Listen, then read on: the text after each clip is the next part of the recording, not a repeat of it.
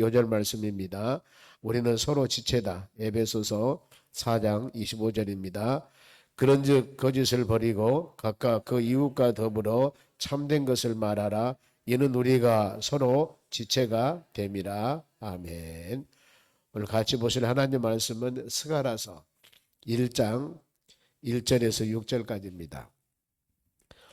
페이지수로 찾으면 좀 좋을 것 같습니다. 1312쪽 구약전서입니다. 1312쪽 스가랴서 1장 1절에서 6절까지 찾으면 되겠습니다. 학개서 다음에 스가랴서입니다. 천천히 찾아주세요. 페이지수로 1312쪽. 자, 새벽 예배는 스가랴서 계속 강의하겠습니다. 표시해 놓으시고요. 1장 1절에서 6절까지입니다. 제가 먼저 한 절 읽습니다. 다리오 왕 제2년에 8째 달에 여호와 말씀이 iddo 손자 베레스가의 아들 선지자 스가랴에게 임하니라. 이르시되 그러므로 너는 그들에게 말하기를 만군의 여호와께서 이처럼 이르시되 너희는 내게로 돌아오라. 만군의 여호와 말이니라. 그리하면 내가 너희에게로 돌아가리라. 만군의 여호와의 말이니라.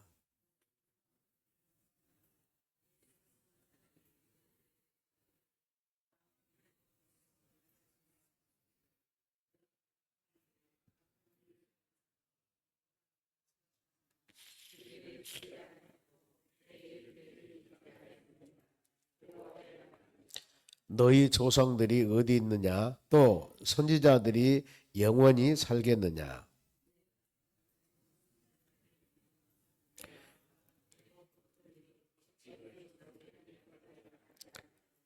그러므로 그들이 돌이켜 이르기를 만군의 여호와께서 우리의 길대로 우리의 행위대로 우리에게 행하시려고 뜻하신 것을 우리에게 행하셨도다 하였느니라. 아멘. 옆사람 인사합시다. 오늘도 승리합시다. 오늘 하나님 말씀은 회개를 촉구하신 하나님이십니다. 우리가 학개서는 2장으로 되어 있습니다. 새벽 예배 제가 말씀 묵상할 때 같이 묵상했고요. 이제 스가랴서가 14장입니다.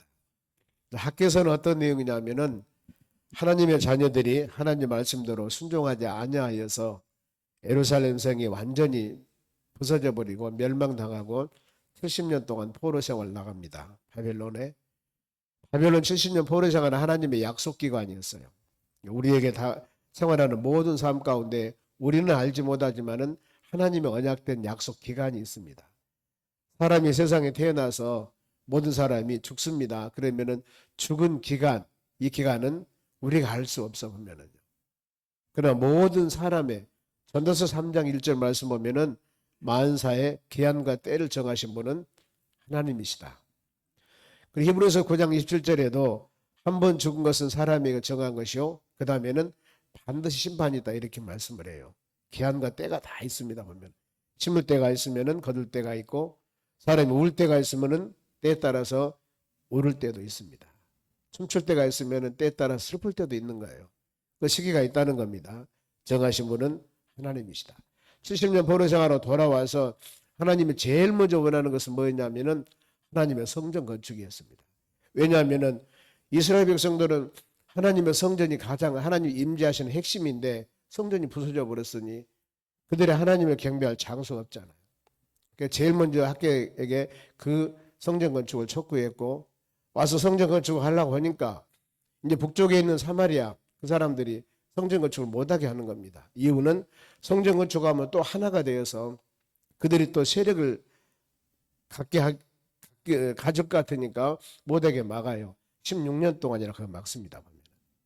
그런데 하나님께서 이제 다리오 왕을 통해서 하나님께서 고레스 왕을 통해서 성전 건축하도록 만듭니다. 그런데 이제 여기는 어떤 내용들이냐면은 이제 하나님의 성전을 건축하고 난 후에 그 다음에 그들에 대한 비전이에요.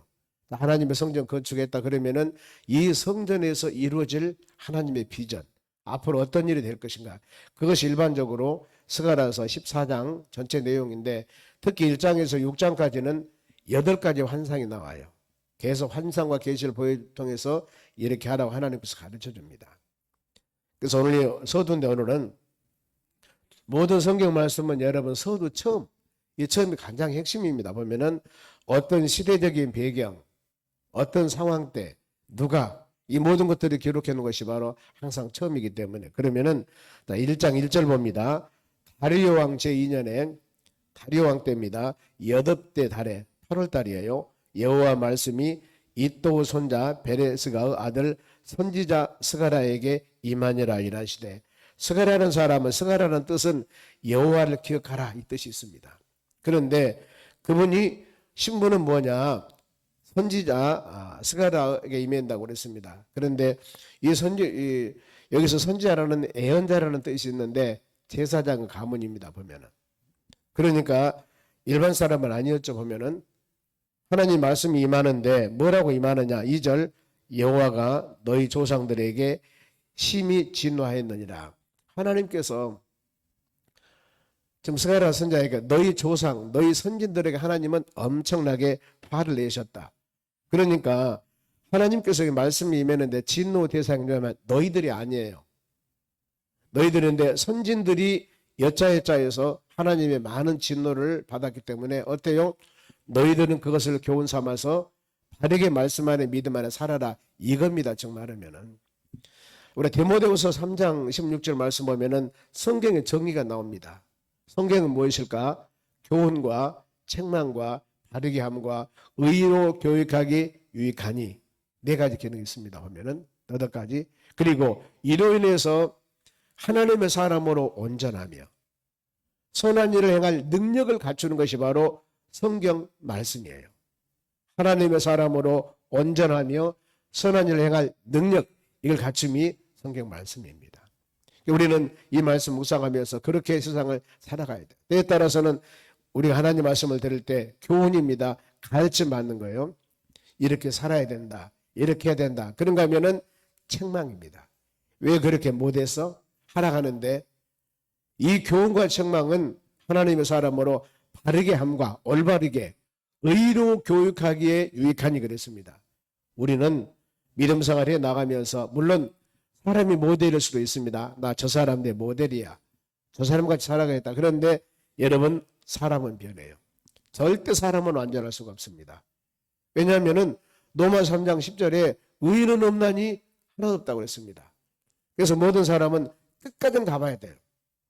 그 사람이 이 세상에 죽을 때까지 그분이 그렇게 살았는가 이걸 봐야지 어떤 사람 잘 살다가 마지막에 몇 년 동안에 완전히 180도 사람이 변화버리거든요.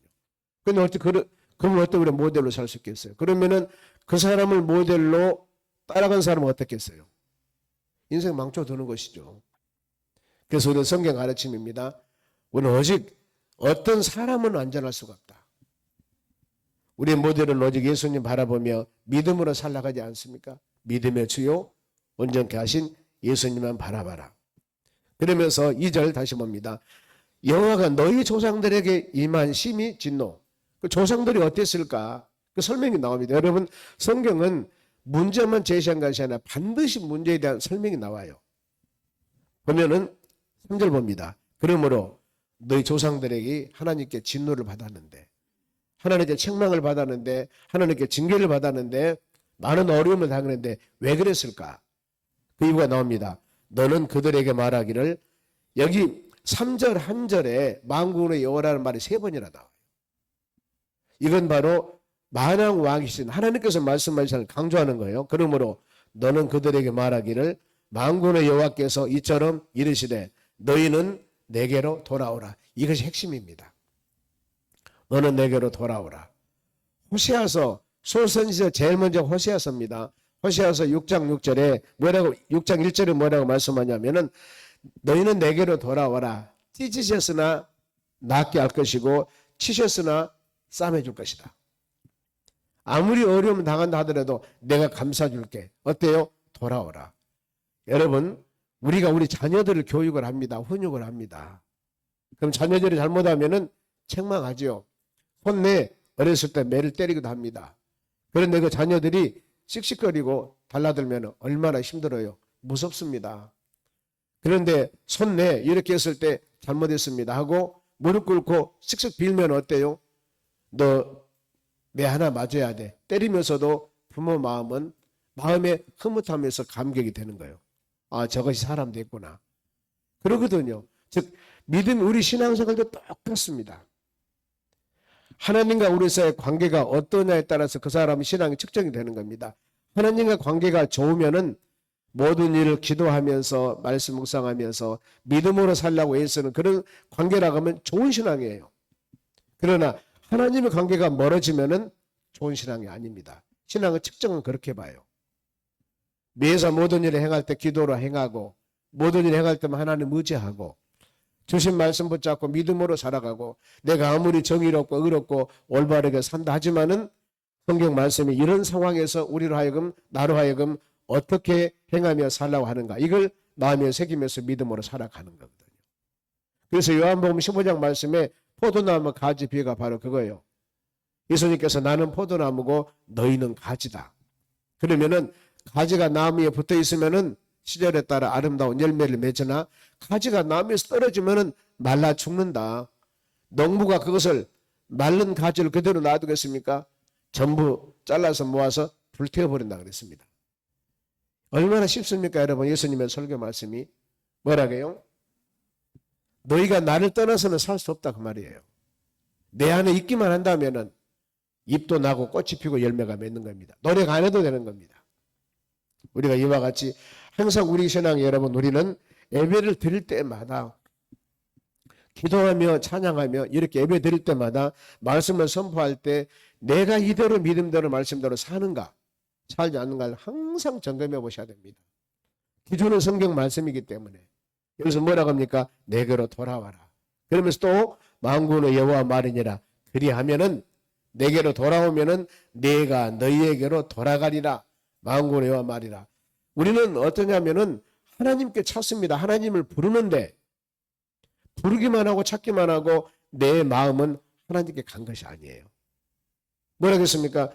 우리가 먼저 마음이 하나님께 가고 하나님과 영적인 교제를 하고 이랬을 때 내가 너를 도와주고 내가 너를 바로 함께하리라 그 말이거든요.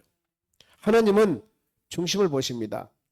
외모를 안 봐요. 그 사람이 많이 가지고 잘 배우고 똑똑하고 이게 중요한 게 아니거든요. 하나님은 항상 그 사람의 마음이에요. 중심, 마음. 그 사람의 마음이 어떤가? 여러분 그러죠. 사람과 사람과는 우리는 통하는 게 있습니다. 저 사람이 말하면서도 정말 잘한 사람은 그대로 하고요. 말하면서도 서로 대화하다 보면은 진심인가 아닌가를 뭔가 모르게 말하지 않아도 저 사람은 지금 짝퉁이다. 저 사람은 좀 50% 가짜다. 뭔가 모르게 마음의 느낌이 있어 보면은요. 그런데 아주 속이는 자 달변가들은 믿게끔 하니까 조심해야 되죠. 보면은요. 우리는 그겁니다. 내 마음에 하나님을 의지하고 온전한 신앙으로 하나님께 갔을 때 이렇게 해야 되는데 뭐라고 합니까? 돌아오지는 않으면서 말로만 진심으로 마음으로 아닙니다. 이렇게만 해가 하나님께서 말씀합니다. 너희가 마음으로 내게 돌아와봐. 그러면 내가 너희를 도와갈 것이다. 내가 너를 도와줄 것이다. 이 약속의 말씀이거든요. 그러면서 한번 신앙을 점검해 보세요. 우리 기도하며 믿음생활 해 나가는 여러분들이 내 마음의 진실로 하나님을 의지하고 믿음으로 살아가면서 믿음생활 해 나가는가? 아니면은 내 어떤 목적 달성만을 위해서 하나님을 도구로 삼는가? 한번 깊이 묵상해 보면은 우리에게 은혜가 될 줄로 믿습니다. 그러면서 이 조상들 지금 책망에 땄죠. 조상들의 신앙을 지금 말씀합니다. 4절 보세요.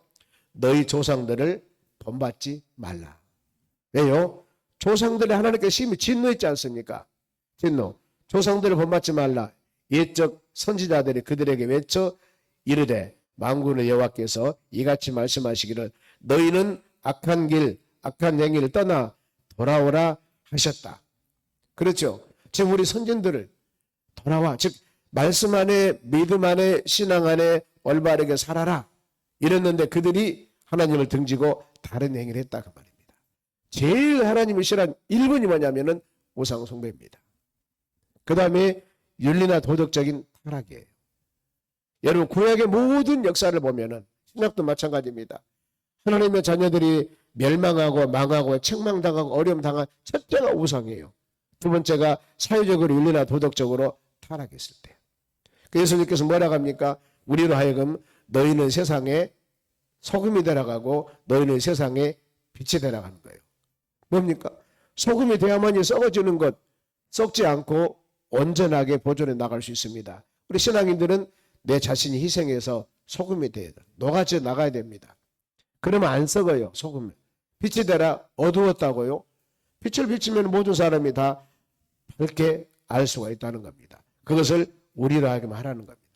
기독교인들, 신앙인들은 어떻게 보면은 희생, 헌신이지 않습니까? 세상을 향하여. 그는 이렇게 살라고 말씀을 합니다. 그 조상들에게 뭐라고 합니까? 본받지 말라고 하면서 악한 길, 악한 행위에서 돌아오라. 우리는 지금 우리뿐만 아니라 우리 선진들도 마찬가지고, 그럼 우리 신앙을 한번 보세요. 우리 신앙이 있고 우리 자식들이 있습니다. 그러면은 우리 신앙이 지금 어떤가? 자식들 신앙도 있습니다. 우리는 성경 말씀을 들으면서, 예배를 드리면서 끊임없이 지금 말씀을 들어요. 이스라엘 하나님의 자녀들이 행했던 신앙의 모습, 이 모습입니다. 이 모습을 하나님께서는 책망하기도 하고 칭찬하기도 해요. 그것이 우리는 오늘날 여기서 교훈으로 삼지 않습니까? 돌아오라고 했습니다. 악한 것, 악한 길 버리고 돌아와라. 그래서 어땠습니까? 하나, 그들이 곧 듣지 아니하고 내게 귀를 기울이지 아니하였느니라. 만군의 여호와라. 조상들이 어땠어요? 잘못된 길에 가는 것 돌아와라. 믿음과 하나님 말씀과 은혜와 하나님의 사랑 안에 살라고 그렇게 했는데도 불구하고 그들은 그렇게 하지 않았어요. 이겁니다. 그럼 우리는 어떻게 해야 되겠습니까? 돌아와야 되겠죠. 그들이 그렇게 말씀과 믿음 안에 살면서 하나님께 돌아오라고 악한 길 계속 행하면서도 돌아오지 않았습니다. 이것 때문에 책망을 당했다는 겁니다. 그리고 가르침입니다. 5절 보세요. 너희 조상들이 어디 있느냐? 또 너희 선자들이 영원히 살겠느냐? 어떻다 말씀입니까? 불순종한 조상들은 지금 어떻게 됐냐? 어떻게 되겠어요? 하나님의 책망과 진노를 받아서 그 예루살렘 성 솔로몬 성전을 짓고 하나님께 엄청난 헌당 예배를 드리면서 감사했습니다. 3,400톤이나 되는 금이라고 했지 않습니까? 그런데 그 엄청나게 멋지게 지은 성전을 하나님이 하신 거예요. 적군 바벨론 나라에 의해서 완전히 멸망시켜버립니다. 다 부숴버려요. 이겁니다. 내가 너희들을 위해서 엄청난 성전을 세워서 거기서 예배를 드리고 찬양하며 말씀과 믿음으로 살려고 했더니 그 성전에서 안에서는 우상을 섬기고 성전 벽에다가 이상한 막 그림 그려놓고 그것을 섬기고 이렇게 되는 거예요. 에스겔서 그런 말씀 나오지 않습니까? 에스겔 선지자를 통해서 지금 하나님의 자녀들이 어떤 형편인가 봐라. 에스겔 선지자가 예언하면서 성전 안에 구멍을 뚫어서 보니까 엄청난 성전 내부에 예배드리는 게 아니었어요. 여기저기 막 그림을 그려놓고 이상한 동물 그림을 그려놓고 그걸 섬기는 거예요. 그걸 향한 사람들이 우상을 섬기는 겁니다. 이런 모습을 에스겔 통해서 환상을 보여주는 겁니다. 우리가 이런 말씀 볼 때 그렇구나. 우리 자신들의 신앙, 하나님의 신앙이 어떻게 믿음으로 살아가야 되는가? 하나님이 우리에게 무엇을 요구하신가? 깊이 마음으로 새겨져야 된다는 겁니다. 그러면서 이제 마지막 6절입니다. 내가 나의 종 선지자들에게 명령한 내 말과 내 법도를 어찌 너희 조상들에게 임하지 아니하였느냐? 뭐예요? 하나님이 약속하신 말씀대로 그대로 너희 조상들은 내가 했다. 그 말이 뭐예요? 심는 대로 거둔다. 내가 책망할 것은 책망하고 칭찬할 것은 칭찬했다. 그런데 이들은 칭찬받는 일이 아니었어요. 결국에 예루살렘성 완전히 멸망당해버렸죠. 바벨론 보러 돌아와서 지금 성전을 지었습니다. 스룹바벨 성전이라고 지었어요. 그러면 4반절입니다. 그러므로 그들이 돌이켜 이르기를 만군의 여호와께서 우리 길대로 우리 행위대로 우리에게 행하신 뜻하신 것을 우리에게 행하셨다 하였느니라. 그 말입니다. 즉 하나님의 자녀들에게 때에 따라서는 책망하고 때에 따라서는 바로 징계를 행하고 하나님이 행했던 것들은 행한 대로다. 그들이 그대로 행했기 때문에 말씀과 믿음 안에 온전하게 살았으면은 그러지 아니하지만은 그 말씀대로 순종하지 아니했기 때문에 그 많은 어려움을 당했다. 이걸 지금 가르치고 있습니다. 그러면서 이제 앞으로 8가지 환상을 통해서 미래 비전을 제시해줘요. 이렇게 살아라. 그러면은 앞으로 도래할 메시아 그리스도께서 오실 텐데 엄청난 축복과 은혜와 사랑을 줄 것이다. 이걸 제가 말씀하거든요. 그래 스가랴서는 바로 그 말입니다.